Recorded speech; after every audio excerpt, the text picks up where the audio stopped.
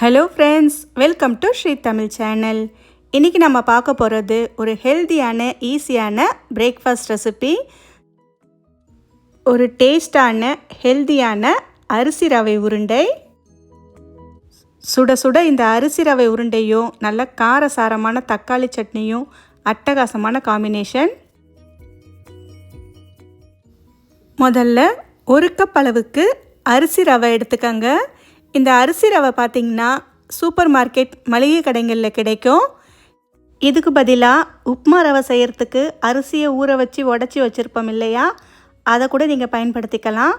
இப்போ இந்த ரவையை ஒரு பேனில் சேர்த்துக்கங்க. இப்போ அடுப்பை மீடியம் லோ ஃப்ளேமில் வச்சு இந்த ரவையை வறுத்தெடுத்துக்கங்க. ஒரு 3 நிமிஷத்துக்கு மீடியம் லோ ஃப்ளேமில் வச்சு வறுத்துக்கங்க. ரவையோட நிறம் மாறாமல் ரவை நல்லா சூடாகிற வரைக்கும் வறுத்தெடுத்துக்கங்க. இப்போ பார்த்திங்கன்னா ரவை நல்லா சூடாயிடுச்சு. இப்போ நாம் இதை வெளியே எடுத்துடலாம். அடுத்து ஒரு பாத்திரத்தில் 1 கப் ரவைக்கு 2 கப் அளவுக்கு தண்ணி சேர்த்துக்கங்க.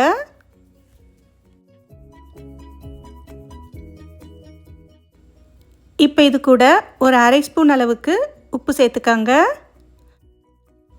1 ஸ்பூன் நெய் சேர்த்துக்கங்க. ஒரு 2 ஸ்பூன் கடலைப்பருப்பை 2 மணி நேரம் தண்ணியில் ஊற வச்சு எடுத்து வச்சுருக்கேன். இப்போ இந்த கடலைப்பருப்பை இதில் சேர்த்துக்கலாம்.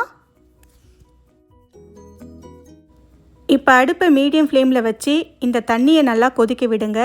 தண்ணி நல்லா கொதிக்க ஆரம்பிக்கட்டும். இந்த அளவுக்கு தண்ணி கொதிக்க ஆரம்பித்ததுக்கு அப்புறமா அடுத்து இதில் 1 டேபிள் ஸ்பூன் அளவுக்கு சர்க்கரை சேர்த்துக்காங்க.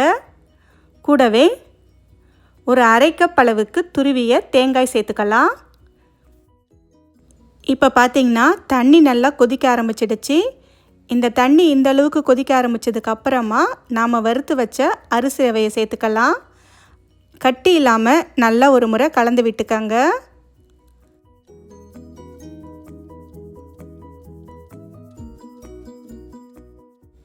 நல்லா கலந்து விட்டதுக்கப்புறம் ஒரு மூடி போட்டு மூடி வச்சிடுங்க. அடுப்பை லோ ஃப்ளேமுக்கு மாற்றி வச்சிடுங்க. ஒரு 2 நிமிஷத்துக்கு லோ ஃப்ளேம்லேயே நல்லா வேகட்டும். 2 நிமிஷத்துக்கு அப்புறம் திறந்து பார்த்திங்கன்னா நல்லா சாஃப்டாக வெந்து வந்திருக்கும். இந்தளவுக்கு எல்லாமே நல்லா கலந்து வந்ததுக்கப்புறமா ஸ்டவ் ஆஃப் பண்ணிவிட்டு மூடி போட்டு மூடி வச்சிடுங்க. இது கொஞ்சம் நேரம் நல்லா ஆறட்டும். கை பொறுக்கிற அளவு சூடு வந்த உடனே கையில் லேசாக எண்ணெய் இல்லைன்னா நெய் தடவிட்டு இந்த மாதிரி சின்ன சின்ன உருண்டையாக உருட்டி எடுத்துக்கங்க. நாம் எடுத்துக்கிட்ட 1 கப் அரிசி ரவைக்கு 20 உருண்டைகளாவது நமக்கு வரும். இப்போ பார்த்திங்கன்னா உருண்டைகள் எல்லாமே உருட்டி எடுத்தாச்சு. 2 தடவையாக நான் வேக வச்சு எடுத்து வைக்க போகிறேன். முதல் தடவை வேக வைக்கிறதுக்கு தேவையான உருண்டைகளை ஒரு இட்லி தட்டு இல்லைன்னா ஸ்டீமரில் இந்த மாதிரி அடுக்கிக்கலாம். தண்ணி நல்லா கொதிச்சதுக்கு அப்புறமா இந்த பிளேட்டை உள்ளே வச்சிடுங்க. அவ்வளவுதான். இப்போ இதை மூடி போட்டு மூடி வச்சிடலாம்.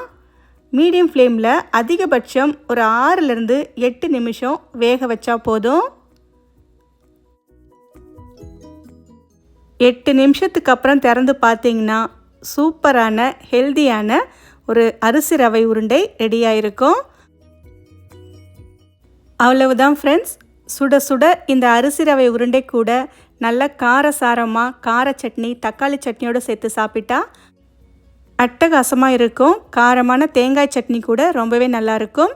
ஓகே ஃப்ரெண்ட்ஸ், இந்த ரெசிப்பியை உங்கள் வீட்டில் ஒரு முறை ட்ரை பண்ணி பார்த்துட்டு எப்படி இருக்குன்னு சொல்லுங்கள். இந்த ரெசிபி உங்களுக்கு பிடிச்சிருந்தா லைக் பண்ணுங்கள், ஷேர் பண்ணுங்கள். ஸ்ரீ தமிழ் சேனலுக்கு சப்ஸ்கிரைப் பண்ணுங்கள். தேங்க்ஸ் ஃபார் வாட்சிங்.